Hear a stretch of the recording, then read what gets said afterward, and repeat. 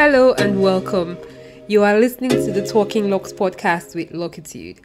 This is the Everyday People with Locs series, and I am your host, Ade Balogun. This episode is produced by Savage Media.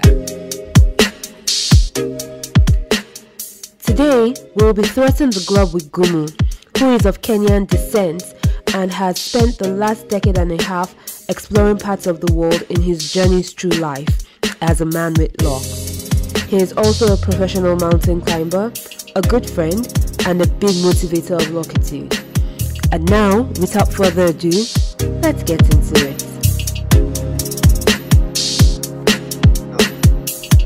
Hi Ngumo, welcome to the Talking Locs podcast with Locitude. This is the Everyday People with Locs series, and we are very happy to have you on today. Thank you so much for having me. It's a pleasure being around and trying to talk a little bit of the Locs journey. Great. Okay, so would you kind of I'd like to start to say, tell us your full name and a little bit about yourself so that our listeners can get a sense of who you are. Okay, where do I start? Start with my name's Ngumo Charles. Always start with the African name because that's how African I am. And from Kenya, born and raised, a country boy. I don't know. Then grew up in Kenya, did all the stuff, and then I've been out of Kenya from as far back as 07. Traveled to a few countries, and now I'm currently at Qatar in Doha. Wow, awesome. Yeah. Okay. That's like 13 years of traveling around the globe. I wish I had your life without any drama that you personally have, though. Yeah. Well, it's a beautiful life, but it has its ups and downs. So sometimes I wish I was home. Sometimes, and then I kind of love traveling and seeing all these different cultures around the world. Okay, great. So how long have you had your locks now? Wow, now 6 years counting. 6 years? That's short. I thought it would have been more. Well, okay. Well, I think it's 6 years counting and going to the 7th year because I started with when, as I always tell you, it's like it was a dream, and I promised to myself that when I clock 40, then I'll put. Now I'm clocking 46, so I count it as 6 years and counting. Well, you must be right. I feel like I've known you forever. That's why I feel it's been longer than that. Okay, that's interesting. I'll just go back to the promise. You had a dream and then you promised yourself you're going to have locks at the age of 40. Is that right? That's all right, yeah. So what was that dream like? I'm just curious.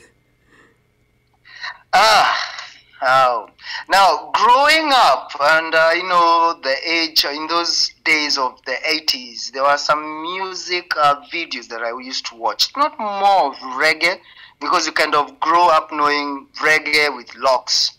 Mm-hmm. And then there was another group. I can't remember the group, and they had these small logs that you shave the sides, and they are just at the top of your head. And I was like, wow, I kind of love to have that kind of logs. And then as I was growing up, I knew, okay, this is two things that I would want in my life. And I promised myself, like, when I grow, when I'm out of my parents' house, because my dad would have, I think my dad would have shot me.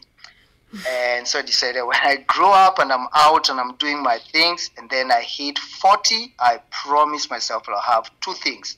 I'll have locks, and then I'll get myself a tattoo. And that's all I did after happy birthday on the 40th. Oh, awesome.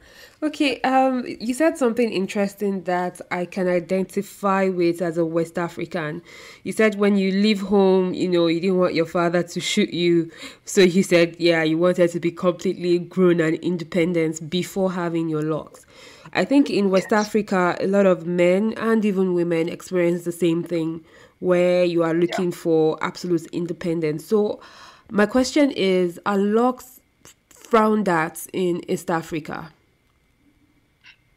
Yeah, with the older generation, fortunately now it's like they're the in thing. But now when you go back, being the child of the 70s, growing up in the 80s, my parents and the family and the community at large were frowned about. The logs were not something to envy. If you had logs, you had two things. You were like a thief or a troublesome guy. You are a problem to the society.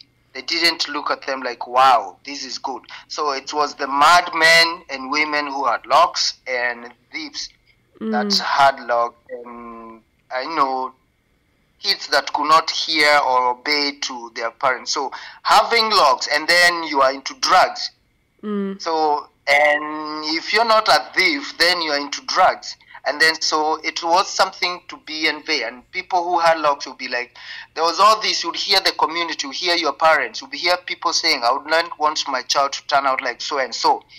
And so is not into drugs, but that was the conception of, and that the whole idea. You're into drugs, you are a thief, you're not somebody in the family, and because you didn't have, and when I mean family, is the family idea, is the idea of the African, like a family is the whole village and the community. So that's why it just came out when I said I was looking forward for that day when I will be free and independent. Then at least I can go back to my dad and know my dad will be like, okay, as much as I don't approve, then it's good. Now I'm old and wise. So yeah, it's something that that's the whole notion in those days in the 80s. Okay, that's some very interesting perspective you bring because in my own few years of travel, when you go east to the east of Africa and to the south of Africa, you see more and more people having locks. So I actually automatically thought that it was something that there were no negative connotations about. So I think we have actually, or I personally have gained some insights. I know we're talking about travel, but I'm just going to use the opportunity of you being from another side of Africa to ask some other questions. Do you think that the negative perceptions of mostly the older generation stem from colonialism, or where do you think we stopped embracing our hair as Africans? An interesting question, and I think the theory, for me, it baffles me a little bit because now, if you look at East Africa, let me be precise by Kenya, and then when I say Kenya, let me be precise with my tribe, the Kikuyu tribe. When you go to the Kikuyu tribe, they used to have, and the Maasai up to now, but let me first touch on the Kikuyu. The war for independence, the men had locks, and they were heroes. They were not looked down upon. They were heroes because the guy who were on the side of the colonials, those were like now the turncoats, as they were called, and they were hated, and the family was, sneered anytime they walk out and everything. All the bad things were going to the guys that were working for the colonial. Then I don't know. And then after independence, the whole thing of the British, because being ruled by the British, the clean shave, the suits and everything, things started to turn. And loosely I would put the blame squarely on the colonial masters, I think, to have said, now this is not good because these are the guys, if you had logs, then you are either from the Mau Mau, or you're still believing in the Mau Mau war, or you're still a follower of the Mau Mau war. So I think it was something that the fear was put to a point that now the clean shave, the small hair, the not to have the afro, it was now the cool thing.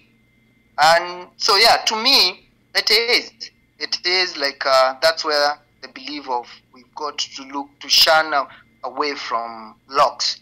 I think that came about from that time. Okay. I almost feel like I'm in a university lecture room taking some notes on East Africa. I was going to start asking about the Mau Mau war and what that meant, but I know that this is a Locs and Travel podcast, so let's bring it back to the conversation we're trying to have. So I met you in Nigeria probably about 4 or 5 years ago now, and at the time you were basically living in Nigeria. You did mention at the beginning of the podcast that you are in Qatar now. And I know we have spent some time, fortunately for me, as you being my mountain guide in Kenya and in Tanzania. So it does seem like you've been just my own personal encounters with you. I know of you in about 4 different countries at the very least. So in the past few years, where has life taken you to? Where have you traveled to? If we can start from there. Okay, so way back in 0708, I traveled. When we got, when me and now my time, at that time, fiancé or girlfriend at that time, before we got married, Diana Gerard, and then we decided we are going to be in a neutral country, so we went to Kazakhstan. At the moment, I didn't know where Kazakhstan is, but it is a huge, beautiful country, full of mountains, full of history, full of good people. And it took me to Kazakhstan, and I was there for like 5 years, and a place that I still love, dearly. And then from then, that's when I came to Nigeria. And surprisingly, when I was in Kazakhstan, in the church, ICU, International Christian Union, I had some friends from Kazakhstan, and that's the guys who gave me the Nigerian's name, Noachuku. Ikechuku. Remember, it is Ikechuku. Yes, Ikechuku. And I was telling them that I would love to go because of the Nigerians movie. I love the movies of the village, the pidgin speaking movies. I love them. And I used to tell them, like, I would like to go to your country and then go to the village and sip palm wine and then listen to these guys. Lo and behold, I didn't know that I'm going to be there for another almost 5 years. And I found myself now again in Nigeria, a place that I also call home. I met you and some other lovely people, and I was there for another, almost 5 years. Then I moved from there, went to Uganda, East Africa, the Pearl of Africa, as they call it, a beautiful, easy down. And I remembered complaining to my wife, saying, these people are too calm. I was used to the battle of Nigeria and the shouting matches of Nigeria and people, and see when I was coming, wait a minute, these people are too calm. I'm missing something. I want something. And then my wife was like, come, why don't you just, enjoy? And I'm like, no, I was enjoying that. The hustle and bustle of Lagos. Yes, of Lagos. These people are too calm for my liking. They're everything. There is no that. I was there for another 2 years, and then we had to move again. And now I'm in Qatar, Doha, for almost now going to 2 years. And and then in the UK, I'm on and off. It's another place that I call home. So for the last, always in a year, I make sure that I'm there twice or thrice. So it's another place that I also travel to. I've been, these other countries just for visiting. You go there, you come back, and so basically that's me. Okay, that's awesome. That's like an adventurous life. Like if I was given a choice to, just spend a few years in a different country and have very interesting experiences and make new family, I would be very excited, and I am excited for you because when I did meet you in Lagos, I was able to learn a lot from you. I started to pick up some Swahili. Oh my God, I was going to start this podcast with Mambo VP. Yeah, I was like, what happened to you? I was like, I'm talking to a dead fish. Mambo VP. Huh? Yes. You're not responding. Pole. Oh, sawa. Sawa. Oh, yes, I had to flaunt some of my Swahili skills there. So, in what country exactly did you start your Locs? Because I believe you already had them before you came to Nigeria. Yeah, I had them. Started by a good friend of mine who is a guy called Kibe in Kenya. Mm-hmm. so that's where I started my lock journey. And I remember my first time when they were all done, I was like, do I love them? Do I? Now the journey has started. I felt, because I had a big afro, so my mind was. Remember when I was growing up, I still had, I saw that video of that music group. So for some reason, I just wanted to have a whole head full of locks, so I didn't go for just the top of the head. So having a big afro, we are used to big hair, and then all of a sudden, when they're all done, they are all lying down, A bit skinny. I look very different. So I had to get a hat to wear, base cap, and so I started in Kenya. That's where my lock journey started. Okay, awesome. So I'm thinking in my mind now, over the last 6 years, you've gone from Kenya to Nigeria to Uganda, now Qatar, in and out of the UK, and you have this hair. How is it like getting to a new place and trying to figure out how to maintain your hair?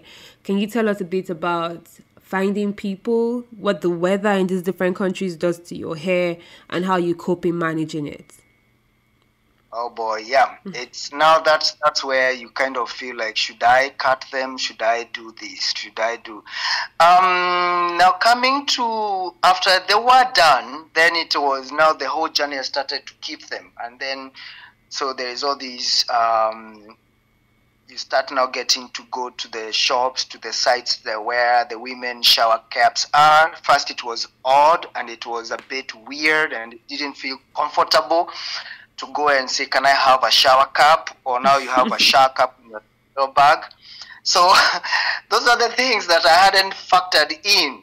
And so it's been challenging. Coming to you, Nigeria, first I was confused. But I remember the first place I went to is, I think, Four Seasons. The hotel Four Seasons by, I think, Lekki. Yeah. And didn't go well until now. This is a 4 point.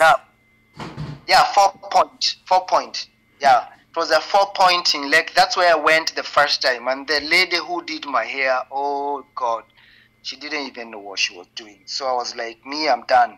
My own don't finish. So, but luckily, I went to this Kenyan meeting, and there was a lady who saw me, and she was so happy because there was another lockhead in the meeting. I know these ambassadorial meetings where you go to Oga so and so is coming, and she came up to me, and then she started having small talks, and that's when she introduced me to you. Yeah. She told me there is a lady called Aded in Dolphin. I didn't know where it is, and the number is this, and then the famous call that I did to you, and we started off. So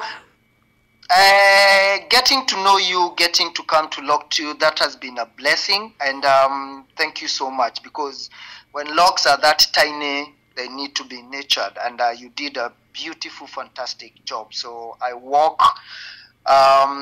with my head high because of you, and I thank you so much. Going to Uganda, again, it was also, it's always the different, as you're saying, the different weather. Sometimes it's too dry, then you're like, you don't know what to do. Are you applying too much oil? Are you supposed to wash with this, or are you doing to do? It was always, it's been always a struggle to find somebody, a loctician who has your high. I find it, you need somebody who is in love with your hair, not like more of the money. That they want, proud that when they see you, they see this is my work. But I find most of the people, you come in, it's the money, not the upkeep, not the welfare of your hair. And I feel it when I go to a new salon loctician, the way they're going to handle I think for me, it makes my searching a bit harder, because I want somebody who I go in, I feel comfortable, that they are proud that whatever they are doing to my hair, it's them. This is my work. And most of them, they are detached. I feel they are detached, and I can't go back to somebody like that. So yeah. So I need somebody who, yes, this is it. I'm proud, and so it's been hard. And going to Uganda, I found another guy. Luckily, he was from the Congo. That's Congo Yeah. Brazzaville. He was a good guy, and slowly by slowly he got, and he knew what he was doing. And now the time I almost felt that I'm going to cut my hair is now coming to Qatar. I was like, how do I get somebody to do my hair? I haven't seen anybody or any friends or Kenyan scene with locks. And so I was like, okay, I'm going to cut. And again, I had that feeling. I don't want people to say, like, okay, he cut his hair because the Arab said you should cut your locks. So that thing. And I was determined to get somebody, a loctician. And being in a Muslim country, that was a bit tricky. But at the end of the day, I met a lady who works as a cleaner, and they say, where do you do this, where do you do this? And I was lucky enough to get somebody. And that guy works under the radar of the government. But yeah, he's good. So there is that, when you have locks, you find like there is that challenge of trying to get somebody who is, when you're used to somebody like Locitude, to get somebody like Locitude. Yeah, I can imagine. So, just a follow-up question to that. In finding, it just seems like you kind of have to find who works for you. And I really like what you said, that you have to find someone who cares about the welfare of your hair and not just money. So that way you guys are able to grow together. But in your looking and searching, did you ever pick up any skills in doing your own hair yourself? Oh, yes. Now I think I can even open a Locitude part 2. We should talk after this call for a partnership for expansion, Yeah, I have. And I think from first and foremost, I always go back to, because in Kenya, the guy started my journey, not much of what to do with my hair. And then I came to Nigeria, where after some time I met you. And I remember you doing your own hair, because I met you when you still had your locks. It was like, it was still long and all that kind of stuff. So there's some styles, easy. I can make a very beautiful bun. I don't have even, if I want a bun, a beautiful one, I know how to do it. And then later on, there was some time you started kind of teaching me how to do stuff. And then you started off with a Locitude styling on YouTube. Yeah. Yeah. So because it was easy for me to follow you, because I know you, like, I know you from that time when I was in Nigeria. So I knew when you say this is simple, this is it. So yeah, I've known how to do. I can take care of I know like which for example, oils to use, and I can do simple styling to myself. So yeah, I've picked a few styles along the way. Okay, that's actually great. That's awesome. I still have a lot of questions to ask you, by the way, so I hope you're ready. I think I'm trying to decide which way to go first, if we should talk about mountain climbing before we talk about relationships, but I think I'll go relationships first. So it is very common that men with locks are like, stereotyped, like we've already said in the beginning of this conversation. And in finding a wife, you kind of have perceptions, not just from your wife, but also from your wife's family. It is my understanding, because I've been doing some mathematics here. You talked about being in that relationship like as far back as 13 years ago or thereabouts, and then your locks started only about 6 years ago. So this was something that happened in the middle of the relationship. If you don't mind, can you tell us how your partner kind of took that transition from knowing you as a clean-cut man to a man that now, you did mention you had an afro, to now deciding to lock your hair?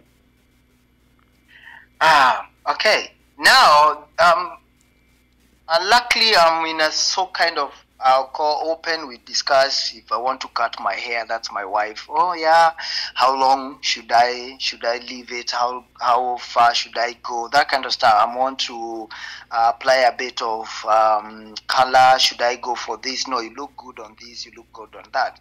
So I had kind of mentioned to her that there's something that I want to do in life, and I would want to put to have some locks. So she was cool with that. And I remember there was a time we were just seated and we went through, you went on Google. internet to go and look at some styles.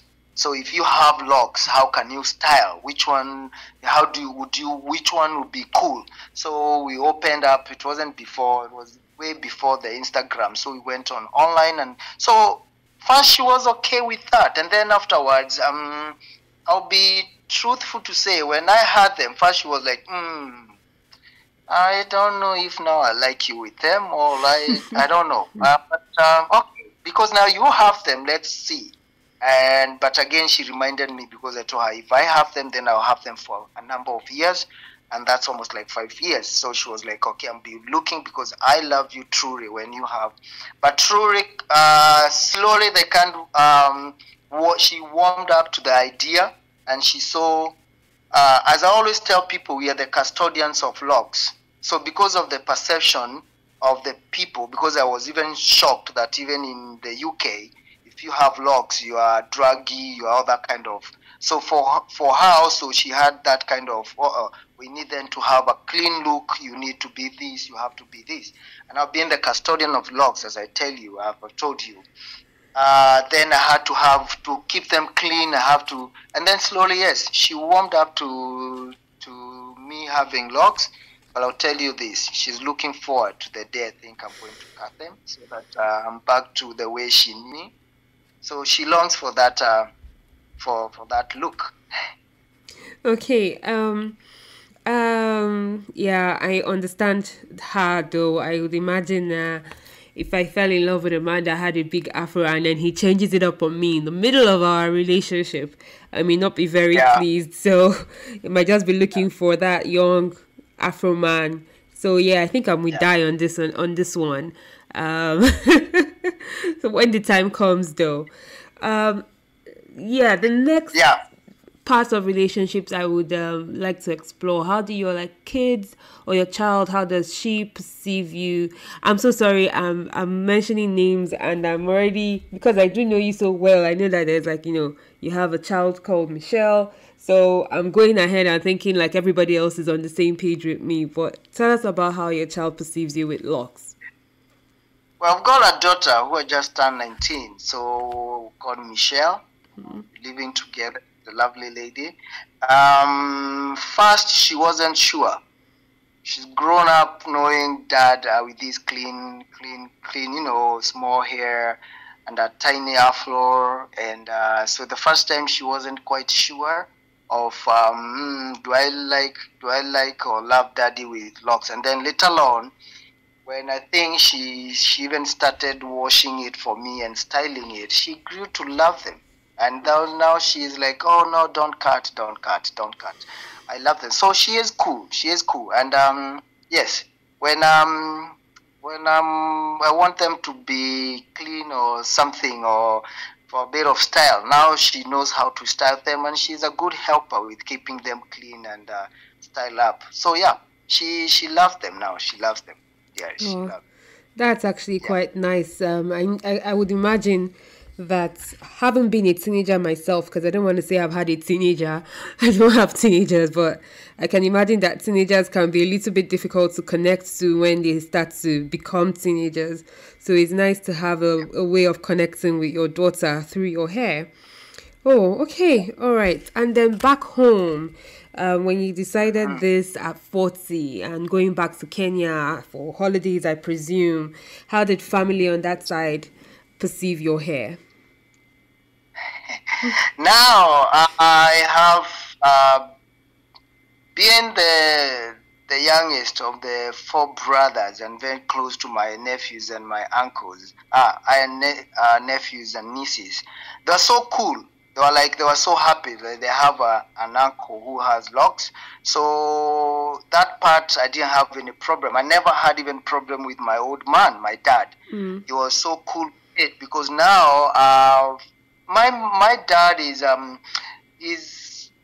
is cool, and he is now like, when they fought the war, and that is that, and then he became now this man with suits and everything. So he loves to be clean and everything, and that is the things he loves. But now, as I told you, being the custodian of the logs, I was clean. My logs were clean, they were tidy, and they were well cared. And I think he sat and observed, and at the end of the day, he didn't have a problem with that. So he never talked to me about logs. Now I'm even surprised when some of my family members want to put logs. He tells them, if you have to have logs, then they should be as tidy, as clean as your uncle. So yeah, he has and he has loved them. He has accepted them, and the whole family. My mom doesn't have a problem. My brothers and sisters, they don't even want me to cut them, and so yeah, I was received well in the family with my locks, and which was now, having grown up thinking, what are they going to think about my locks and all that, the fear. Yeah, I was surprised that even my dad embraced my locks. So right, that's awesome. That's great to hear. I love to hear positive affirmation from family and relationships. So it almost seems like our wife is the one that we have to beg for a few more years to allow us to carry it before we eventually cut it and give her back our afro. Surprisingly, surprises me once in a while to say, hey, you look good, and I know she knows, but she's also, hey, but remember, you promised me, these people, you promised me. Yeah. So there was a timeline, there was this from here to that end, and now I'm still like looking to continue up to my 50s or 50 with my logs. So she's like, yeah, much as I love them, still I want you to yeah. So yeah, I know where she stands. Yeah, I know a lot. Yeah. Okay. Now I want to kind of talk about a very interesting part of your life that we have managed to keep silent-ish up till this point of the podcast. When I did meet you in Lagos about 4 or 5 years ago now, I really can't pinpoint the time. I just feel like I've known you forever. I did mention to you that I wanted to climb a mountain. And I was thinking, of course, if you want to climb a mountain, you first of all go to Kilimanjaro, because that's all you know. And somewhere along the line, I decided to climb Mount Kenya. And you were one of the people that encouraged me, because you are actually a professional mountain climber. So I'm really happy for Locitude and like all the great people and awesome people that I meet that enable, me to do all sorts of things. So the backstory for our listeners is, yes, by the time I decided to really go and climb Mount Kenya, Ngumo didn't live in Nigeria anymore, but we were still able to connect, and he was the one who took me up my first big mountain. Now, I want to talk about mountain climbing a little bit. I know it's a little bit off topic, but we will talk about how you care for your hair if you're in the mountains a lot. And some of those trips, you're there for 7 days on end. So we did Mount Kenya together, I think in 2018, and it was a beautiful trip. It was my first big mountain. It was nothing like I expected. And then in 2019, we did Mount Kilimanjaro together again. And I think my trip in 2019 was really emotional, because it was a few days after my dad had passed, and it was really everybody else who we had planned a trip with had to cancel, but Ngumo came all the way from Qatar to take me up that mountain, and we did peak. So backstory done. Ngumo, tell us a little bit about being a professional mountain climber. What does that really mean? It means fresh air. It means enjoying and appreciating the work of God. It means freedom. It means everything that is good in life, I think. Well, some people contest that, but it is, because you're getting tired. How can it be everything that is good in life? I from when I think I remember myself as a small boy, I was adventurous. I was those boys that could climb trees, jump into rivers. I've got some weird stories about when I was growing up. I was those boys that would go and throw stones at the beehive so that you can be chased. And I knew uh, bird's nest were, and all that kind of stuff. And I could be all alone. I grew up in a small, like in a up country, closer to a town, but it wasn't all that close. And I loved that just being out there. And I remember as I grew up, I also wanted to be a soldier. And the reason is not because I wanted to kill anybody or to shoot anybody or to be shot. It's all that life of being in the forest, camping. To me, that was what I was seeing. I didn't see what soldiers do. I knew that soldiers go and camp and be there in the forest. So it has been there, the outdoor in me. And then, unfortunately, when I finished high school, I didn't become whatever I wanted to be. So I started working in a factory in Nairobi. And after 6 years, I was like, you know what? I wasn't cut for this. I'm not 8 to 5 or Yeah. so no, office is not for me. And one day I just left. I didn't even finalize anything. I just left one December and I went back home. Sent papers afterwards, resignation, I resigned and everything, without nothing but just me and myself. Went back to the family, to back up country. And that's when later on we opened a company with my brother. And then from the third floor of our office, every morning I could see Mount Kenya far in the distance, and I could stop doing whatever I was doing just to gaze at the beauty of Mount Kenya.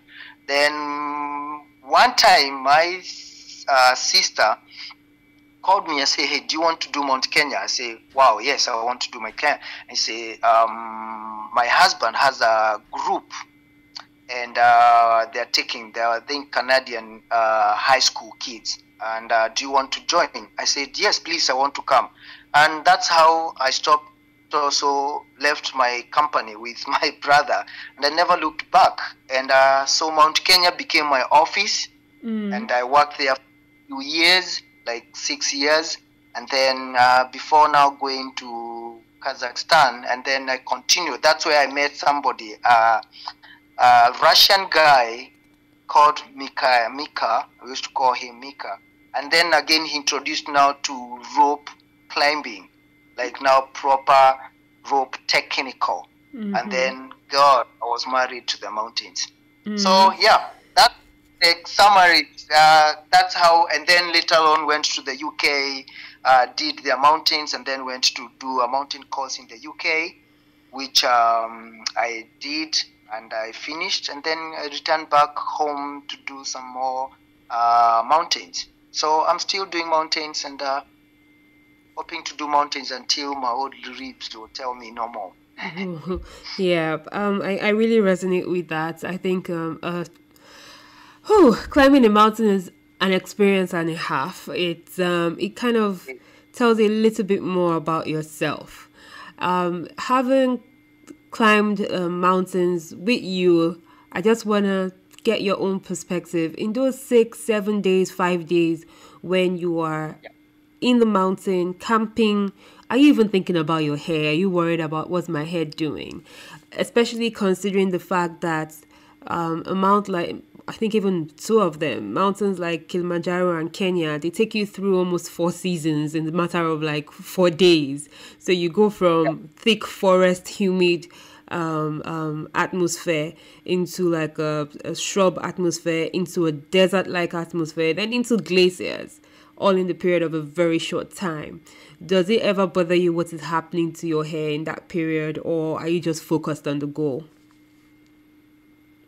Well, there are 2 things. I think I get more worried about my hair before I start a big climb. As you're saying, an adventure, like we did Kili, that was almost 8 days. So of all these different terrains and weather patterns and everything. You go to Kenya, you do another 1 week. I've been to like Scotland, where I've done like a whole 14 days. Wow. And that's day 1 to the last. That whole trip takes 14 days. You get rained on, you get a bit of sunshine, and then all that kind of stuff. So I'm more worried of before I start the hikes. And that's why I always find, like, because it's all planned, I have to be ready. So I have my hair done before, and then in between, if it's done, then I'll, in my travel bag, in my rucksack, I'll have like a little bit of hair food to keep, to try maintain it. So yeah, I worry about it, but again, when I go to the mountain, you're too much into the mountain and everything. But at the end of the day, you to remember your hair in the morning when you're washing your face and taking care of yourself. Then I'll put a little bit of hair food, a lotion here, and then I'll cover it. When it's raining, I need to take care of it and cover it with a proper rainproof hat, so that at least I keep it, because, well, if it gets all wet, then it's trouble to try and keeping it drying it. So yeah, it's more of when before I start any big hike, I've got to have my hair done, and then if it's not done, then I've got to make sure that I have the necessary oils, at least either 2 or 3 different, that I'm going to be applying to keep it going.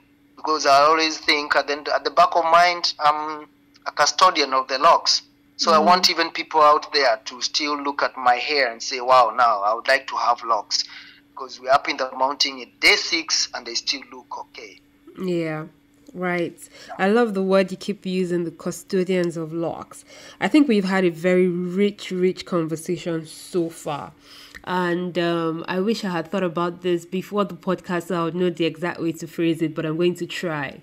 I think they say things like, if you are left on a deserted island, what 3 things would you have for your hair, or something like that. So let's try and imagine you are left on a mountain all by yourself and you can't find your way down and you are stuck for a while. What 3 things would you have for your hair? Oh boy, 3 things. 3 things now. Very interesting. Well, oils first. So I'll have either well, it's not easy to find Vaseline hair tonic, man. Those ones for the days. So I have oils, and I think to keep it moisturized, you can use either, you have some water, and then I'd like to have a hairband. Okay, all right. So I've got, because I would like to change the hairstyle. I'll go crazy. Well, you can always tie another with 3 strands of your hair, of your locks. But I never come to think about it. So I think it will be all different types. I'll have oils, and I'll have water, you said. Yeah, I will get water, and then I'll have shampoo to clean it, at least, so that you get the grit out of it. So because you cannot keep on applying oils when it's dirty. Yeah, I get you though. I feel you did very well with that question. I'm not sure what my response would have been if I got asked that. So if anybody's asking me such a question in the future, just know I'll be imitating you. I think oils, water, and a hairband sounds like the 3 things that you kind of really want if you're stuck for a while on the mountains. Right, so this has been awesome so far. Just a couple more questions and then we'll take it from there. But first of all, or we'll wrap up from there. But first of all, let's kind of go through some of the things that you've said that kind of struck me. First of all, your locks were kind of a promise to yourself, something that you always wanted to do, and you sought your independence. You thought that when you were completely independent of your society and environment, you decided Yeah. to do it. You keep on mentioning custodians, saying that we are the custodians of our hair. I feel it's a little bit unfortunate that we kind of have to be custodians of something that is growing out of our bodies and so natural to us. But I do get it that if we want the perceptions and the negative stereotypes to change, then we have to be the custodians of our hair to say, hey, look, you can be anything you want to be with your hair. We have also learned from you that you need to find a loctician who is focused on the welfare of your hair. So that way it's not just about money and you are getting the right treatment for your hair. We've also seen you navigate several countries over time with your hair and gaining Nigerian names, trying to learn Pidgin English in the process. I think so far so good. It's been exciting. One word that actually strikes out, which most of our other podcast guests mention in reference to their hair, is freedom. But I did like that you mentioned it in reference to the mountains, because yes, when you're out there, it's almost like a pilgrimage. You go out, you're walking for miles and climbing, and your body feels like you're going to die, but the accomplishments and the freedom, the fresh air, and just imagining how beautiful this planet is and seeing it for yourself firsthand in an untouched state is just amazing. So that's been awesome so far. So I guess my last question for you today is, if there's anyone out there who is potentially planning to travel around the world and has locked hair or is planning to lock their hair, what advice would you have for them? Just travel. Just travel. If you, it's we are supposed to wear our hair the way we want. So there's somebody who is a bald head, that's how they want to be. There's somebody who want to be locked, that's a part of what you've got to be. And lock your hair and travel. Just let it be you. Be how you can wear a suit. There's somebody who wants to wear a tie suit, baggy suit, color. There's somebody who wants a wig. There's someone wants braids for the ladies. There's some other ladies that want to be this guy. These days, some ladies they get their hair shaved, and it's just your personality. So just get locked and travel. Keep it neat. Keep it tidy. So that people, when they look at you, they don't just, they just look at it being disgusted because it's not true. That's why I'm saying we are custodian. We have to keep it. We have to fight.